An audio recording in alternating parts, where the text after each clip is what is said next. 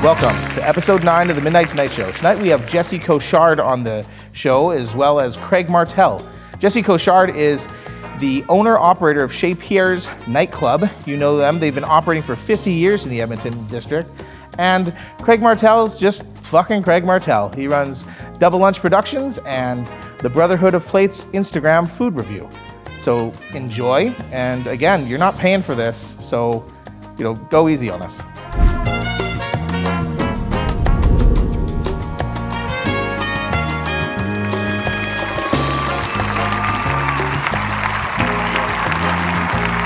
Welcome to the Midnight Tonight Show. How's it going, Pickle Vic? Couldn't be better. Yourself? Good, man. I'm doing good. I am doing fucking great.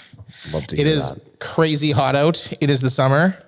We are in July. We are in, yes, July. Christmas in July or whatever. I don't do that shit. That's so weird.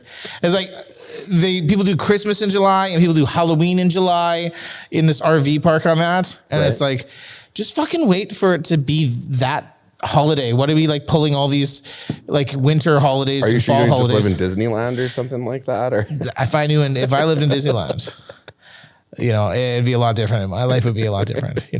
That'd be fun. But yeah, man, I saw that our last guest, Sean Bedard, he went and did some stuff at the Calgary Stampede. Lovely. I've never seen so many Ghostbusters with cowboy hats on, but man, those guys look pretty freaking slick. Yeah. Ghost busting in the Great West. Yeah, man. Did you see there's a great Instagram reel going around of Mark Carney, our prime minister, reaching into a guy's like hands to get like a donut out of this dude's like box of donuts, and he just takes it, and the dude's like, "What the fuck?" And the comments are just ridiculous. Like, "Oh, already stealing from the middle class, eh?" Like, "Fuck, that's the liberals." And just like people couldn't resist. I mean, if it's only donuts they're stealing. I doubt that. But yeah, We're in it's good pretty shape. funny. Either way, we got an exciting show coming up. Excellent. We got Jesse from Chez Pierre's. He is the actual grandson of Chez. Yeah. And we've got Craig Martell from Double Lunch. He's also doing a food review called Brotherhood of Plates. Okay. And he's going to tell us a couple things about his life. Awesome. Owner of Wonder Bar. Oh, yeah, old owner of Wonder Bar, for sure. I can't wait to start talking some food specifics with him. I know me and you are both lovers of food. I mean, which is to say we are two fat fucking guys. But yeah, I really want to get to the bottom of like, he knows his food, man. So I need to know what he feels is the best pizza. Also, I wonder if he's tried any of your pickles.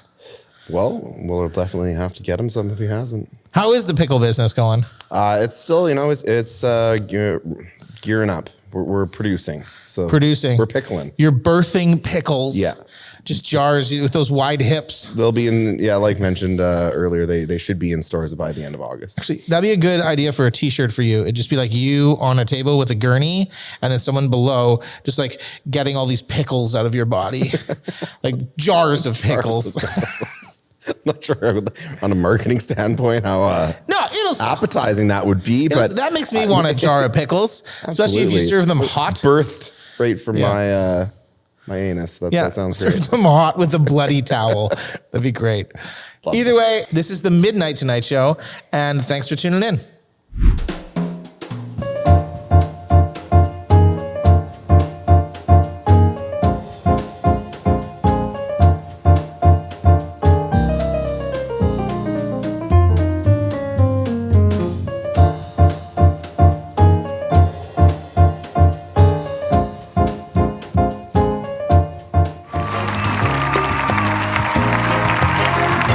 Welcome back to the Midnight Tonight Show. We are here with Jesse Cochard. Said it right? You got it. Fucking you got it. Got it. I only took 5 times. And fucking that guy, he's here too. And Ryan over here. I'll introduce him. We're friends now. Pretend like I'm not even here. Fuck, I'm happy to have you on here. We saw each other. You came and bought some Whiskey Wagon shirts. Oh yeah, from me, and that's how we met, and we saw each other. And for a good mutual friend of ours, yeah. Yeah, fuck, bought 3 shirts off me, and the rest is history. Great shirts. I love wearing them. Yeah. Actually, you don't know this, but I was literally in Chez Pierre's the week before that and had saw you. You'd like given me like drink tickets and stuff. Oh, but cool. like we didn't really have a formal introduction yet. I didn't see you there, so. No, yeah, you're a busy man. You're a busy man. Bigger fish. But I love what you've done with the place. Oh, thank you. Yeah, Yeah, lots of renovations over the last few years for sure. Like, you know, when I took over almost 15 years ago now, you know, we had no liquor license, right? Dry bar. Yeah.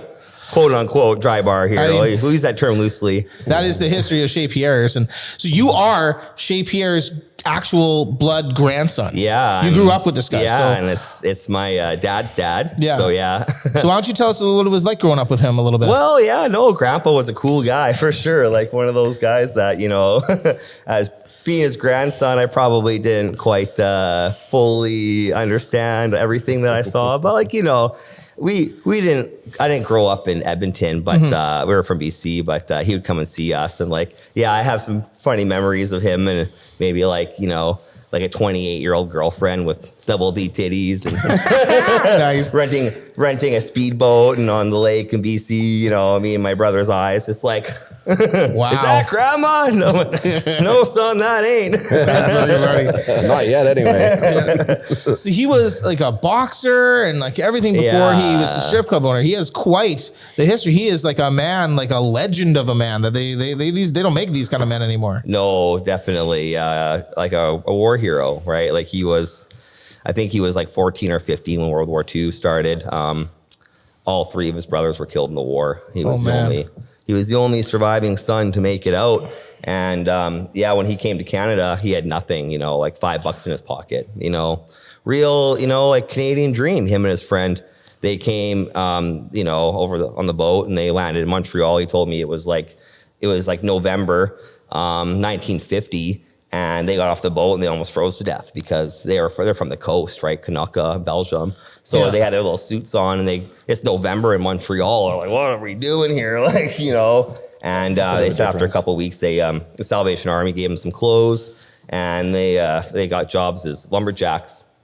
And yeah, they were cutting wood and then they were doing bricklaying and concrete work and Just a hard as fuck dude. Yeah, hey? yeah. Oh, totally. Lumberjack to bricklayer totally. to then boxer. Yeah, and like I know I was showing you some of those news articles before, and the Sugar Ray Robinson, right? Sugar Ray was the welterweight champion of the world. So the story that I heard was like they were, you know, in Quebec in the 50s, right? And they were doing these odd jobs and stuff, and he got a call from his promoter in Belgium.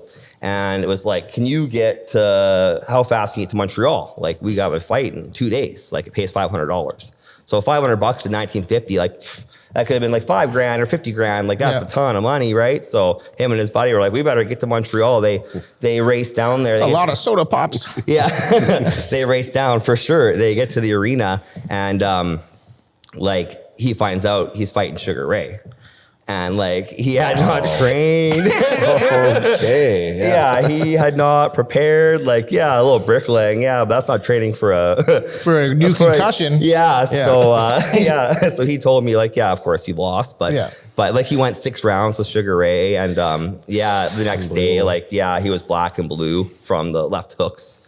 His whole side was just black. He's lucky he made loud. Yeah. So then with that $500, they bought a car, and they were going to go like an old 1920s Model T Ford, and they were going to go to Vancouver, and they were driving to Vancouver, and their car broke down in a snowstorm in Edmonton.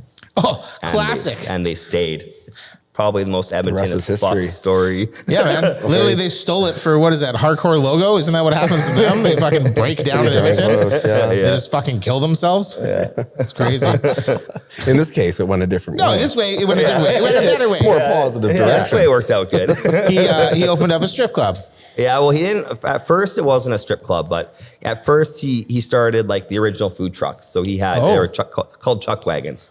So yeah, he would sell in the like early 50s, 55 sort of thing, right? He would have his chuck wagon. He would go on the corner and he would sell 5-cent coffee and 5-cent burgers.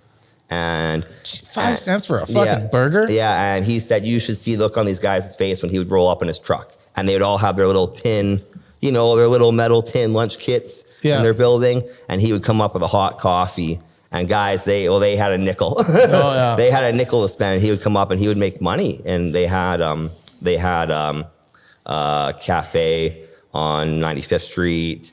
He had the food trucks. He went all the way up to the Alaska. This guy's like the original entrepreneur. Oh yeah, he wrote too. He was like a journalist, so he wrote for his newspaper back home, basically like the Canadian story, like to entice more guys to come to Canada and travel west. So like the original promo guy, like there's a picture of him with a wolf on the Arctic Circle. Like he drove all the way up the Alaska Highway in his 1950s truck to go take a picture. For a newspaper, like that's commitment. Wow. So when you took over, like you said, you've had it for about 12 years. You have, but like, how did that transition work? Did he give it to you, or was it like how did that all happen? Yeah, it's a bit of a long story. It might be a little bit more than the time we have today, but the clip. Did it go smoothly? Well, I wouldn't say smooth because. I came to Edmonton, I was a bit of a small town guy, and I was here going to school, went to Grand Mac, and I was working, and, serving at the strip club, and my uncle passed away. So, my Uncle Bart, and he passed away tragically at, in his early 40s. Mm-hmm. He was running the club. So it was sort of like a decision for us. Like we didn't really know to keep it going or to maybe just, move keep on, sell the building and knock it down. Like there was a lot of talk of that. Right. And, it's sort of like I ended up stepping up. And, so I was about to say, and you stepped up, man. Yeah. And so how old is the business? So the business, we're 55 years now. Yeah. Wow. Yeah. 19. There's probably no strip club. Or longest running club. I definitely advertise it as like the longest operating club in Western Canada for sure. Mm-hmm. And we have that title, and still going strong. Like that's awesome. Blows my mind how many people come in when there's 100 people there. I'm like, where the fuck did all these people come from? Like, so what is the crowd like these days?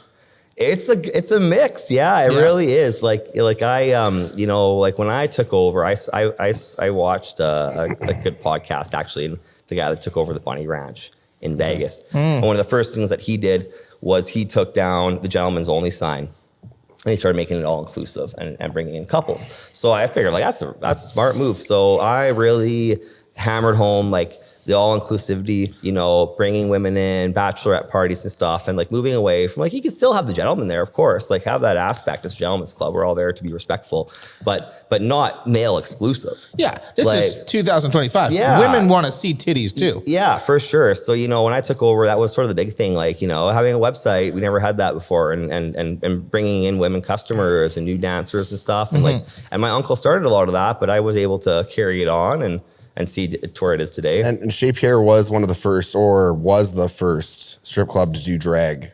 Oh, and that's correct. Yeah. And if can I say something really quick? There was a really cool article that came out here last year. I didn't bring it up. It's online. It's Sex and Sin in the City of Champions.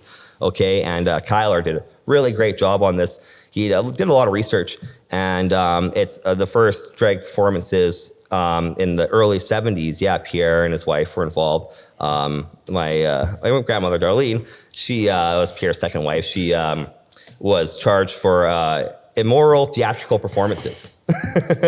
and that was a big thing back in the day. She had, went a bottomless show, and it was immoral theatrical performances. Oh, yeah. So that was since we saw a pube, you're going to jail. Lots of bush. Yeah. Too much bush. It was the 80s or something. That's why people started shaving, because it was illegal to show bush. Because of that lawsuit. Yeah. I don't know. Sounds plausible. Yeah. I make up my own history when I don't know it. I'm like ChatGPT. I just hallucinate. But yeah.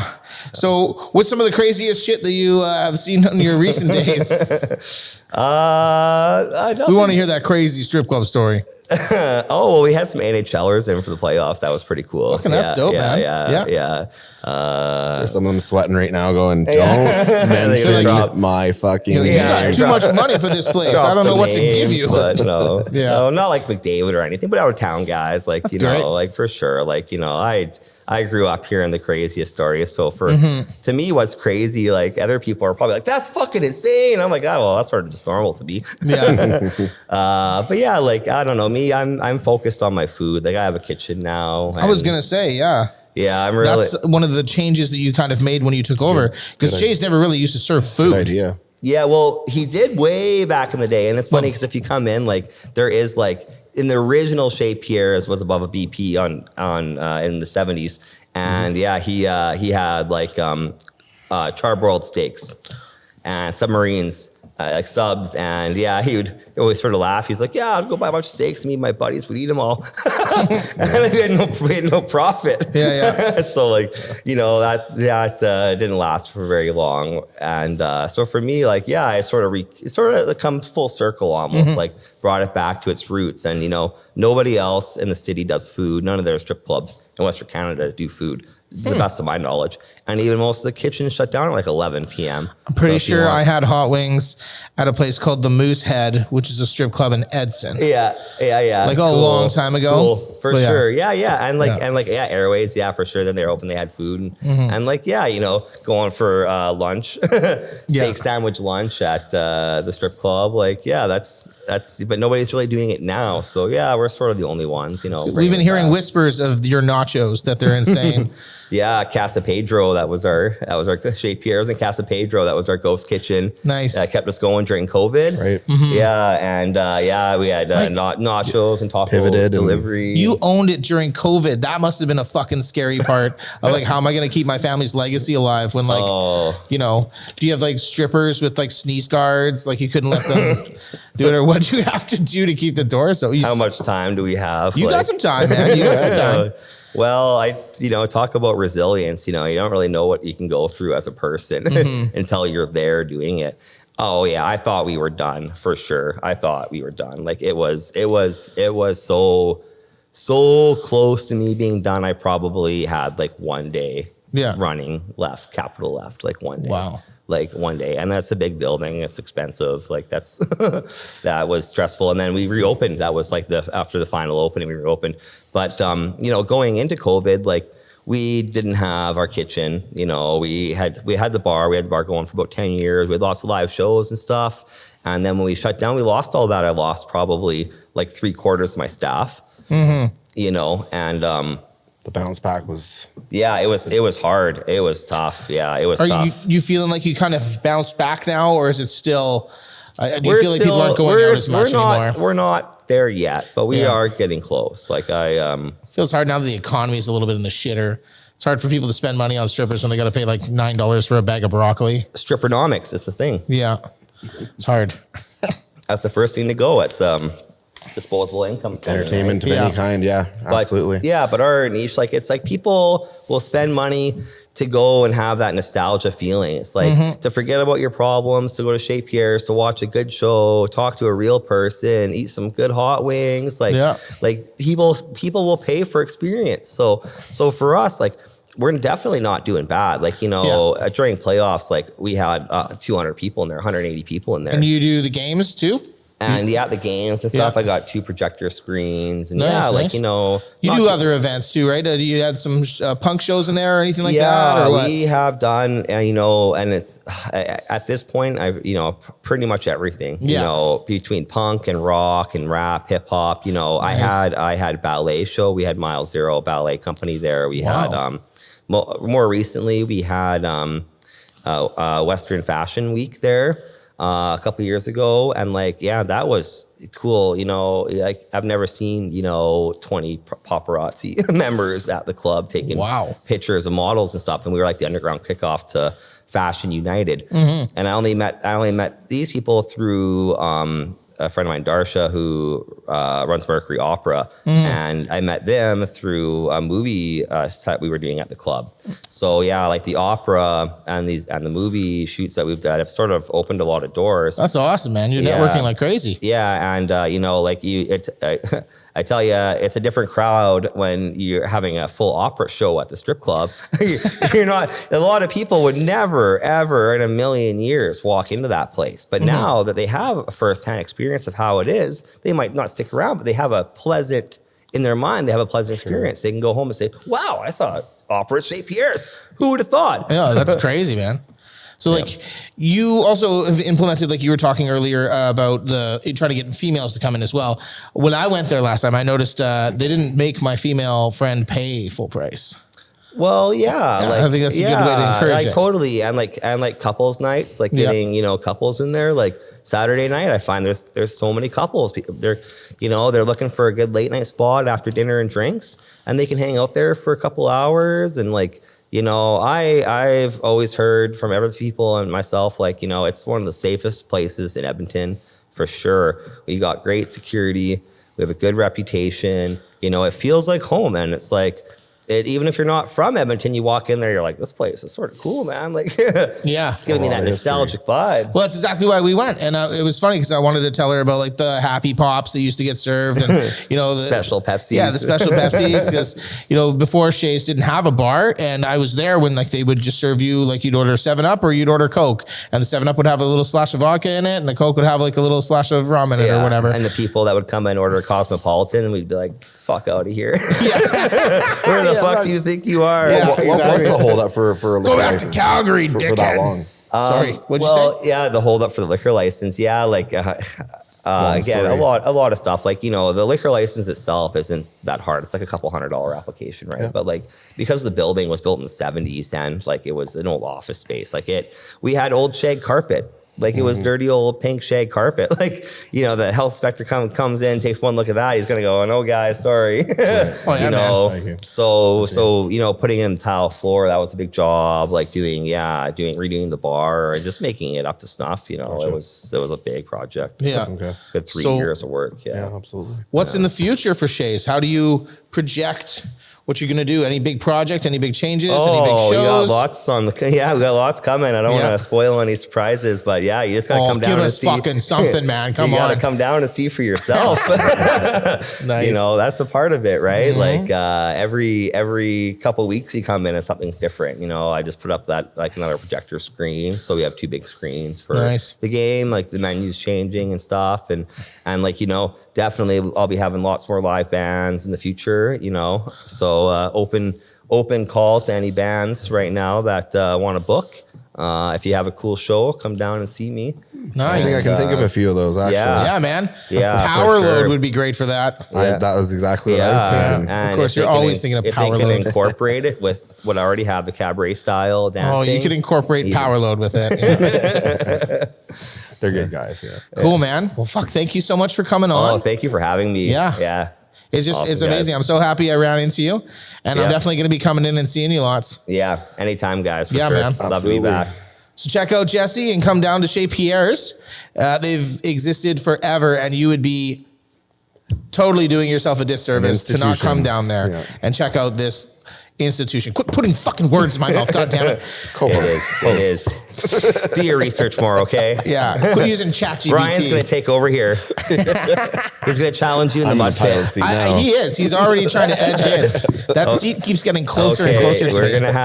We're gonna have the Midnight Tonight belt. It's going to be in the Chez Pierre mud pit. That'd be wicked. We did talk about wrestling on our last show, but I think it was Vaseline. Vaseline's funner than mud. A little bit slippier.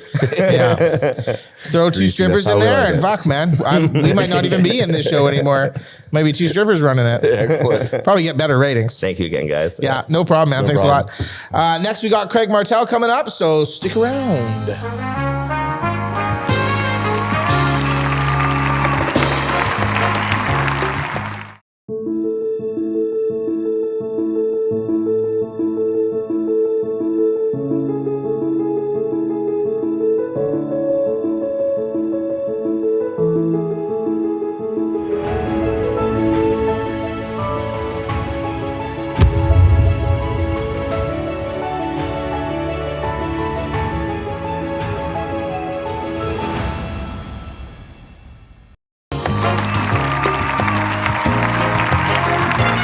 Welcome back to the Midnight Tonight Show. We are here with Craig Martell and Ryan Vickers still.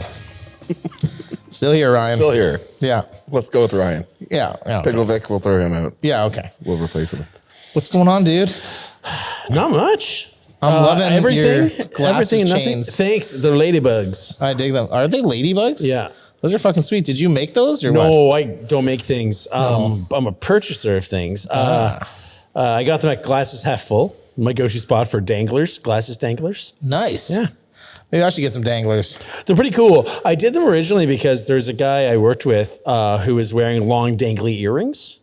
A guy I work with saw the person with the dangly earrings and was like, oh, I thought they were like glasses chains. And I thought that was really cool. And I was like, oh, that would be really cool.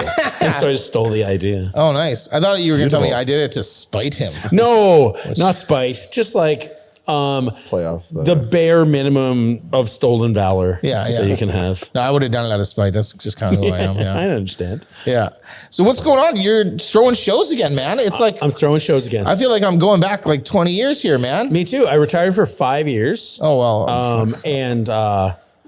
I never planned on doing shows again. I didn't miss it. And I retired because I had a daughter. And all of a sudden, a daughter? Yeah. Wow. Congratulations. Thank you. She rules. And all of a sudden, just like losing a couple $100 here and there, releasing a tape for a band that's going to immediately break up. Yeah. Seemed silly when I had money I could put towards her. Oh, preaching to the choir here. Yeah. Yeah. So I quit. And then this year, it's like now she's like 5.5. She's like chilling. And one of my friends was like, hey, I'm doing a show and I have a built-in $500 promoter fee. Do you want to promote it? And I was like, you could have said just $500 fee and not said what it was for. And I would have said yes. Nice. And then another friend asked for help with his show and I want to help him. And then next thing you know, we're doing shows again. Double Lunch is reborn. Double Lunch is reborn. Yeah. Not the record label again, but the rest of it. Yeah. Dead City Records will never release more records for other people. I still have so many. Do you still have some? Do you have a I closet have full? tons of them. My God. Yeah. Free Shots on Nick, Troy Snattersy, freaking. Minuet? Did you do the Minuet or did you do the pre-Minuet band? Pre-Minuet. Are you talking Messy Life? Oh, Messy Life. Yeah, yes, they were so good. They're my favorite genre of band. My favorite genre of band is kids who try to sound like Captain Jazz. Yeah, yeah. That's like my favorite style band. I like the Midwestern Alberta 100% punk band, emo band. Yeah, that's exactly can't sing yet, but they'll harmonize. Oh, totally. That's why I was like, I'm pro. Like, do you have any money? They're like, no. I'm like, I'll put out your album. Right. Absolutely. So awesome. They were like, why is this guy doing this? They were like, is he trying to fuck us? And I'm like, no. Right. I just like your music. I actually just like your music. Yeah. I'm not that guy. We can. I have a soft spot for this. Why I'm doing for some reason. Some unexplained reason. Yeah. Wow. So you've been doing Double Lunch. When did you start doing that? Oh, I feel like I did it. Do you know why I did it? Want to hear the origin story? Yes. It's kind of cool.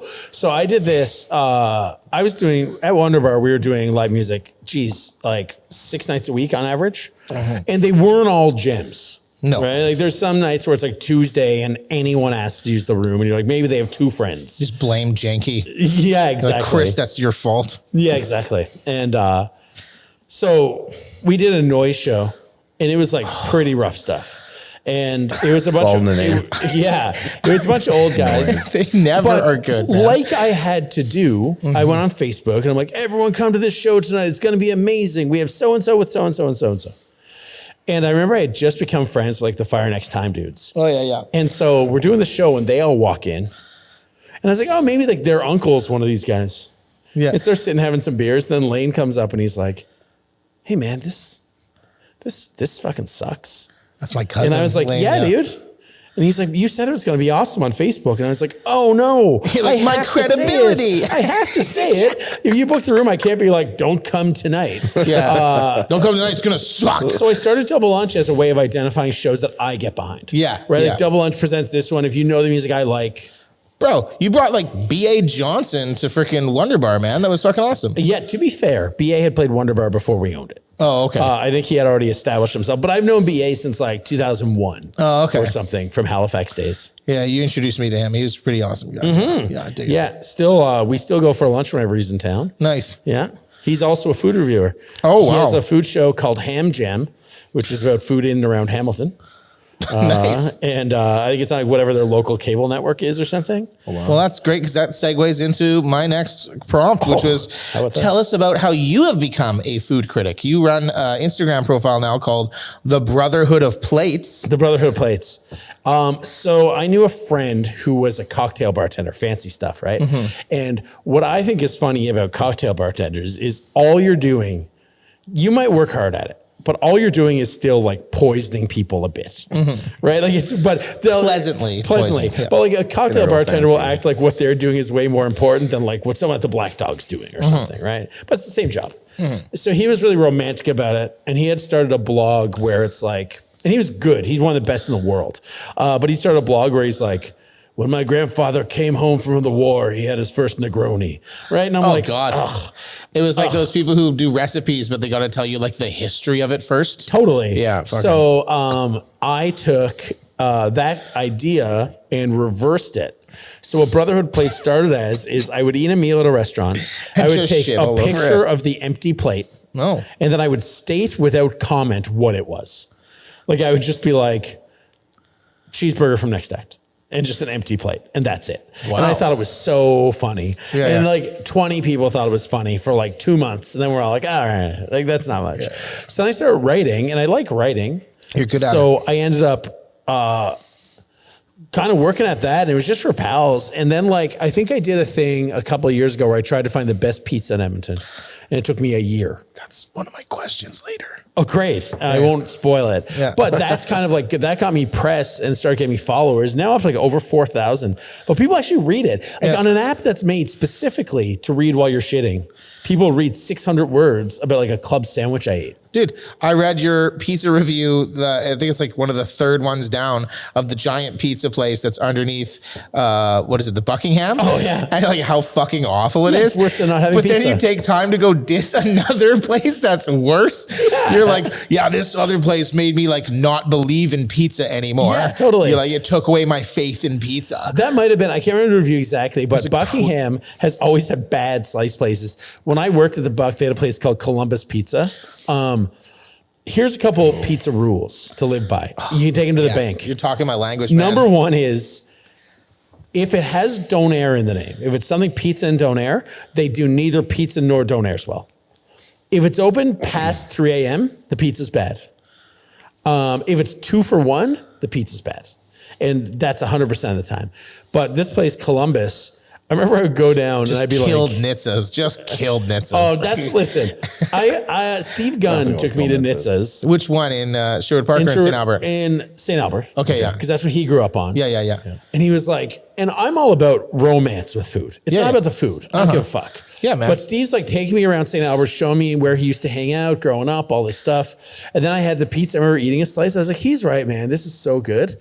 And then he took me home and I had a second slice. I was like, this pizza fucking sucks. You took it out of the restaurant. But it's just like when I'm not in the context of my friend loving it. I loved it as a kid. Yep. And now like I try to eat it again now and I'm like, fuck me, it's fucking gross. It's gross. Yeah, he used to get the Nitz's pizza, but used to get it with pepperoni instead of donair meat. You got me started on that. Definitely. It's the right choice. Yeah, the donair meat stayed in the donair. Yeah. And then you ate the pizza after. Well, they fucked up because they stopped using spits. Because now they just use like donair meat that they buy. Oh, they don't have their own spit? No, they just fry it now. They just. Oh, I thought you were talking about the sunflower seeds. I was like, that sounds like a really fucked up pizza.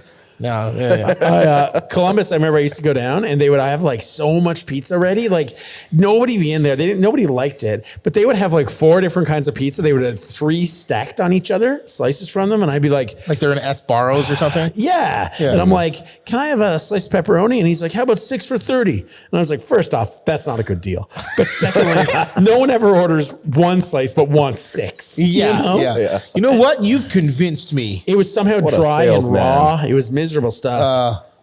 But 1 year, it took you 1 year to cover Edmonton. Cover and well, So that's ultimately I kind of what I did is I went on like Twitter and Instagram and I asked people what they think the best slice place is. Yeah. And I kind of tallied the answers, which gets the most votes. You averaged it. You did science. Well, part of it is most people just like the one next to their house or the one they grew up on. It's like attraction rules. It's just like proximity. Right. Like I'll marry the person who lives beside me. That's easy. Oh, I'm in love with the person who works at the desk next to me. Yeah. Proximity does it every time. So I was like, I know when someone's like, oh, the best pizza in town is Pizza 36. And I'm like, there's no way. I don't know what that is, but I know they're wrong. And also a bunch of them were on the north side and I live near White Ave. Yeah. And I'm like, man, I'm real tired of driving to the north side to buy pizza. I hate And it sucks. Yeah, it yeah, sucks. So I end up doing 30.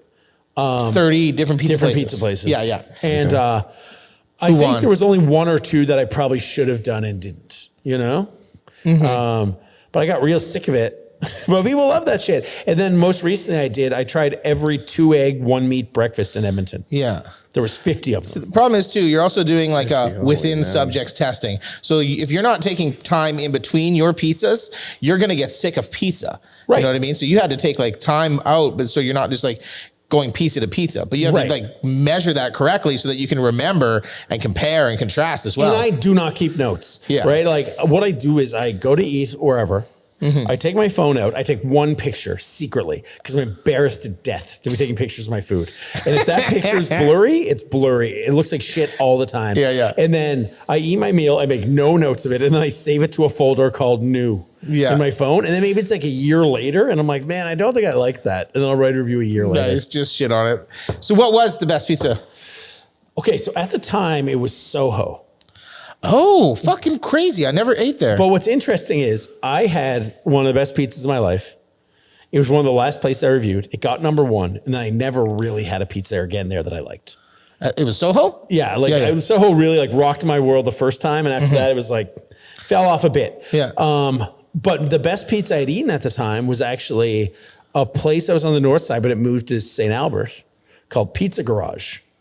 Pizza Garage. They do the fucking those Motor City like deep dish. They do those, Yeah, but that's not the one that won. They do a Chicago tavern style pie. I'd never tried the style. Fuck me. That's the one right by Thunderground. Yeah. I've eaten there. But the dude who runs it, Shane rules. He's mean as a snake. Oh, really? And he'll be like... I must have met his mother because it was like an old Filipino lady that was there. It's his wife. Oh, wow. So Shane, the first time I called, I was like, hey, man, I'm going to drive there. Can I order pepperoni and mushroom? And he went, oh, what kind? And I was like, what do you mean? He's like, well, we have Detroit, we have New York, and we have Chicago tavern style. And I went, like a deep dish? And he was like, oh. You know nothing of So I was pizza. like, I don't know, dude. So I went there and talked to him. He's so kind and sweet. Oh, just just buddy. gruff. Yeah, And he's also right by his school, right? Yeah, yeah. And that's the kind of guy who has kids love him. Because like he'll come in and like he'll be so kind but kind of mean to them. Yeah, yeah. He'll make fun of him Hey, a little bit. motherfucker. Yeah, yeah. How's your dad? You know? Hey, motherfucker, how's your dad? But yeah, his pizza, his Chicago tavern style rules the world. Fucking A, dude. Yeah. He also one time was telling me a story that I'll just briefly go into. Okay. Where I was there with a friend of mine and my friend's also a food guy. And he's like, hey, how's your neck? And Shane's like, man, it's pretty... He's like, tell Craig the story. He's like, I had neck surgery. And I was like, oh man, what happened? He's like, well, I grew up in Windsor. It's across the border from Detroit. And I've always been to like hot rods and like big trucks. And he's like, I just want to fucking get in a hot rod or a big truck. I want to haul ass dangerously. I want to be fucking driving at speed, man. And I'm like, cool. So he's like, so I bought this truck, man. I fucking put it up. I got it lifted and it was on wheels that had no business being on, man. Just like unsafe shit. And I was like, oh no, this guy wrecked his fucking truck and hurt his neck. And then he's like, yeah. And so also I'm a big guy and the truck was really small and high. So I went to get in it one day and I had to kind of pull myself in. Then when I pulled myself in, I got stuck. And Such an Alberta story. I got stuck in the door and I kind of like forced myself in and broke my neck. And I was like, that's the craziest end of that story. You didn't even get to drive Stuck it. like Winnie the Pooh and broke your neck. Oh my God, man. Anyway, Fucking great funny. pizza. Still the best. Yeah. But so he was my best, but then his shop on the north side closed when I put the list out. Mm-hmm. So I was like, hey, everyone, the best pizza, actually, you can't ever get it again. And everybody was like, fuck you, dude. He's not closed now, is he? He Still in reopened. St. Albert? Oh, see, yeah, okay. so he used to be on the north side. I see, I see. Then he reopened in St. Albert. But yeah, it rules. Okay. So besides pizza, Sure. What's the best food in Edmonton So right I now? posted a list. It was the Brotherhood of Plates 102. And it was the 102 best things to eat in Edmonton. Fucking A. Because the magazine The Tomato does the tomato top 100. Oh, so you and had I to want beat to them beat them by two. Not that's one, the kind of stuff I like. but Spiked. two. And to be fair, they do 100, but they always put Epcor water on it as kind of because it sponsors them.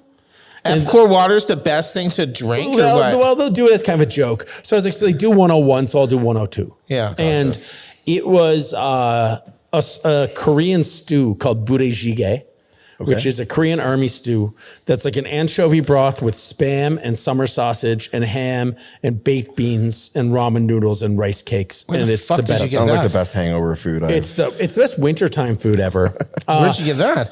You can get a couple of Korean restaurants. You get at Steel Wheels. Oh, okay. I've never had theirs. You get a JMT on White, and there's a local chain called Han Jan, and there's 3 of them, and that's my favorite. I've never had Steel Wheels sober. I cannot make like an accurate assumption of how their pizza tastes. I've only been there sober. I've only been there 3 times, and the you first poor time I thing. went was after Wonder Bar, and I'm just a guy who likes pizza, man. And I was with Ryan Jenneru, and he was hammered. And he was like, "You know it's no good, right?" And I was like, "Yeah, it's pizza that's open until 3 a.m. It's no good."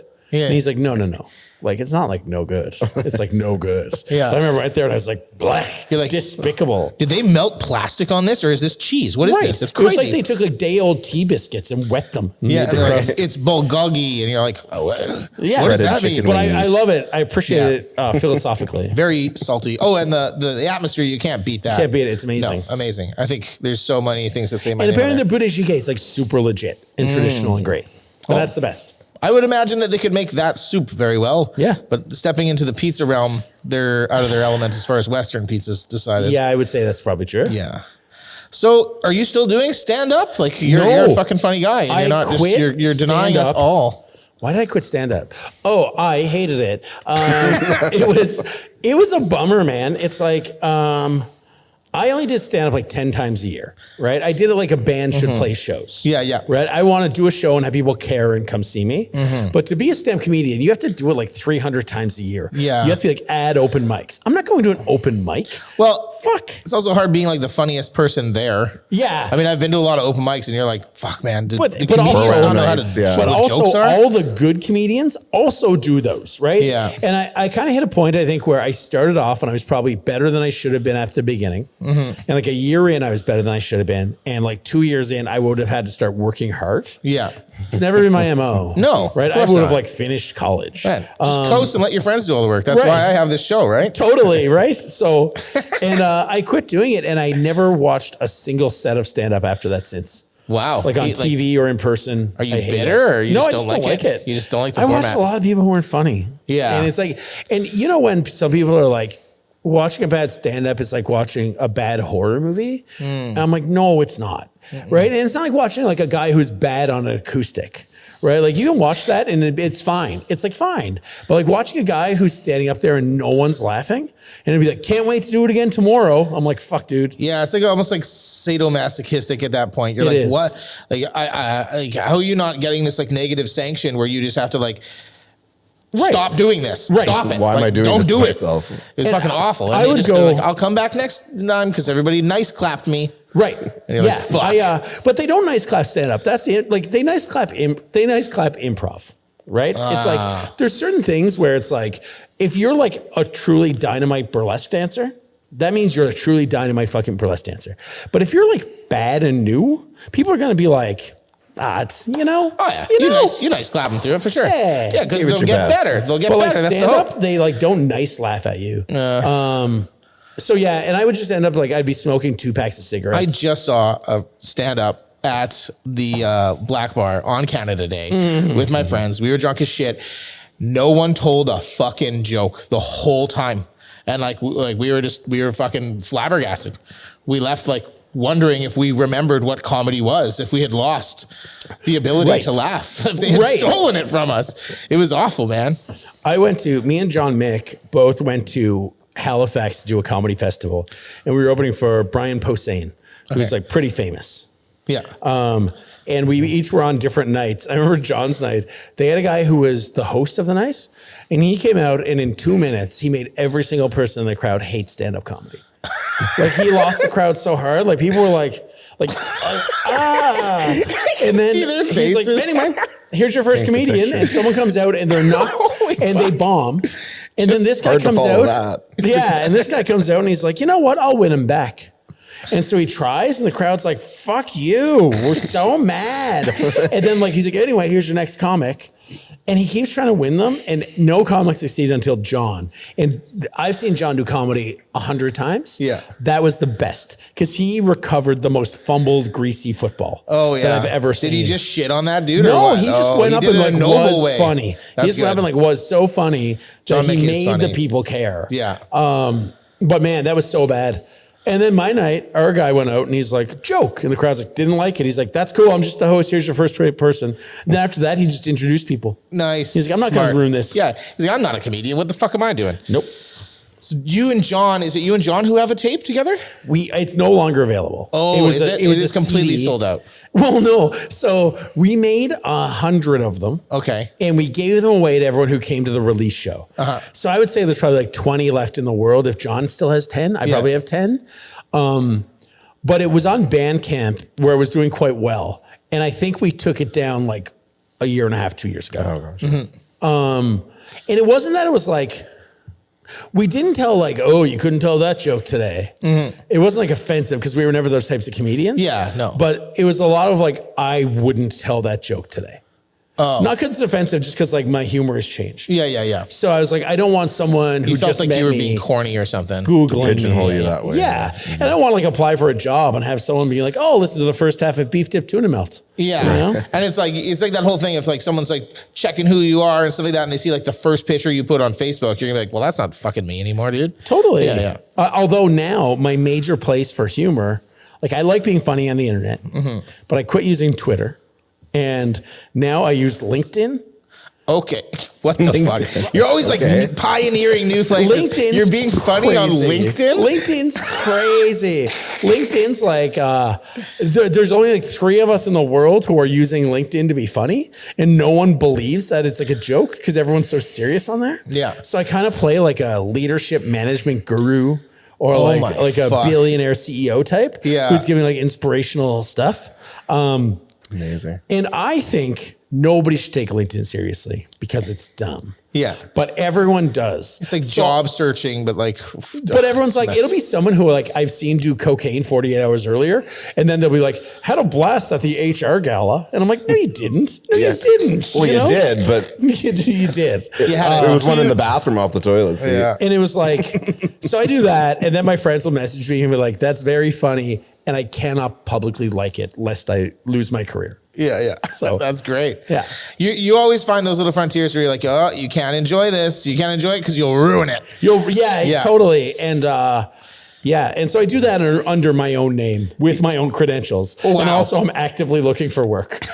That's awesome. So I made a post the other day being like, 3 years ago I got hacked and I just got my so you can find a job. I just got my account back today. Yeah, Sorry, everyone. This guy's been fucking clowning Some on my guy. account. Some guy who doesn't take LinkedIn seriously. Yeah, like this is fucking stupid. So what's the next move for Double Lunch? Ooh, Double Lunch is in the process of bigger and better. So we try to find out what direction. We're a team now. We have 5 people. Oh wow, you've Yeah. expanded. We expanded with 4 people. by 4 people. Yes, yeah. And I don't want to get into a thing where we're promoting shows all the time. I want to be super selective. I want it to be a true curation and stuff we can get behind and do shows for a reason rather than just for the sake of it. The opposite of Wonder Bar. The opposite of Wonder Bar. We're also into doing a lot. We're trying to work on processes like preservation of music from Edmonton and Alberta past, as well as present. Because I get this from talking to like you still have Dead City stuff. Yeah.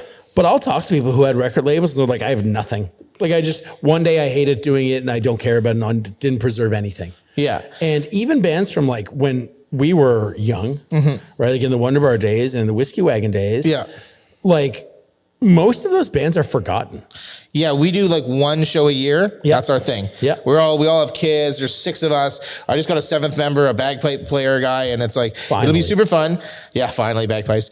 It'll be super fun, but like I'm almost doing a preserving thing as well because it's just like tottering along. The one show a year keeps our friend group solid, keeps us, knowing the music, but we're not like writing music or doing any of that kind of shit. Well, and it's kind of like bands who were really big back then. You can go to a kid who goes to shows all the time. They've never even heard of them. Mm-hmm. So we don't want that to get lost. Yeah.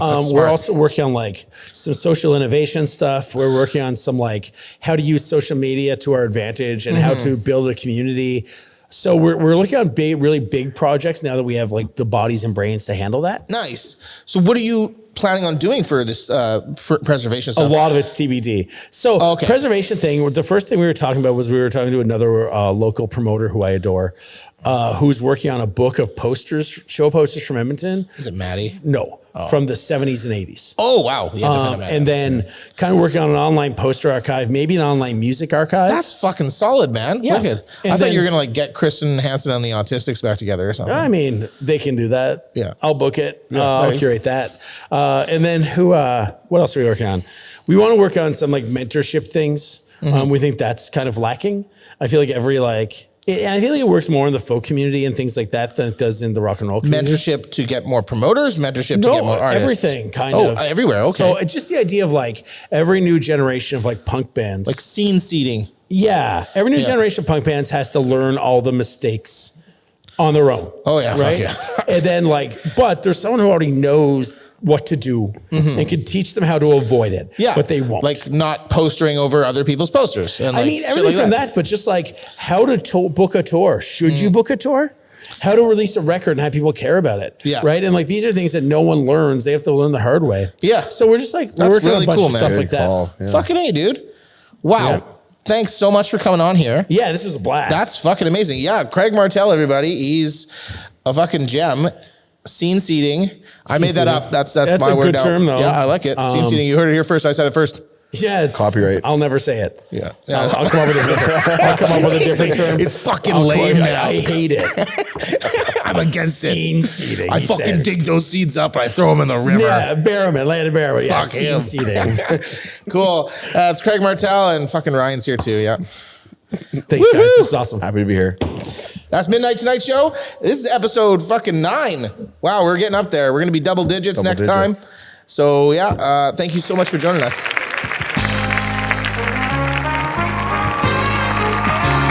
Thanks so much for coming to the Midnight Tonight Show.